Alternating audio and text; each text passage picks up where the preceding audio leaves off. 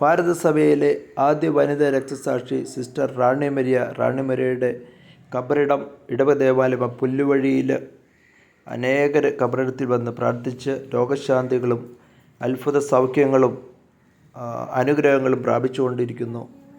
ജീവിത ദർശനത്തെ സ്വന്തം രക്തം കൊണ്ട് ഒപ്പുവെച്ചവൾ, ശരീരത്തെ കൊല്ലുവാൻ കഴിയുന്നതിൽ കവിഞ്ഞ് ഒന്നും ചെയ്യാൻ സാധിക്കാത്തവരെ ഭയപ്പെടേണ്ട എന്ന് പഠിപ്പിച്ചവനിൽ നിന്നും ധൈര്യം സംഭരിച്ചവൾ, സ്നേഹിതന് വേണ്ടി ജീവൻ ബലിയർപ്പിക്കുന്നതിനേക്കാൾ വലിയ സ്നേഹമല്ല എന്ന് പഠിപ്പിച്ച ഗുരുനാഥനെ പിൻചെന്നവൾ, ഭാരതസഭയുടെ രക്തപുഷ്പം, മുഖമില്ലാത്തവരുടെ മുഖമായി, ശബ്ദമായി, ശത്രുവിനെ പോലും മിത്രമാക്കിയ മഹാത്ഭുതം, പാപങ്ങൾക്കു വേണ്ടി ശബ്ദമുയർത്തുകയും അടിച്ചമർത്തപ്പെട്ടവരുടെയും ചൂഷിതരുടെയും കണ്ണീരൊപ്പി സ്നേഹത്തിൻ്റെ പ്രവാചികയും പാപങ്ങളുടെ അമ്മയുമായി മാറിയ ഇൻഡോർ റാണി എന്ന വാഴ്ത്തപ്പെട്ട റാണി മരിയ.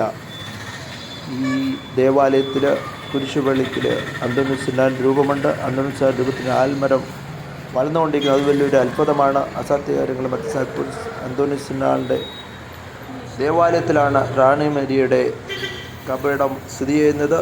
ഈ കബറിടത്തിൽ വന്ന് അനേകർ വന്ന് പ്രാർത്ഥിക്കുകയും അനുഗ്രഹങ്ങൾ പ്രാപിക്കുകയും ചെയ്യുന്നുണ്ട്.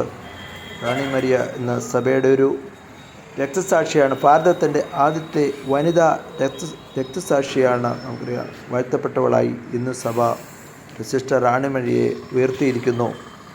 റാണി മരിയയുടെ ആ പാത പിന്തുടരുവാനായിട്ട് അനേകരിന്ന് വിശ്വപ്രവർത്തനത്തിൽ ഏർപ്പെട്ടുകൊണ്ടിരിക്കുന്നു.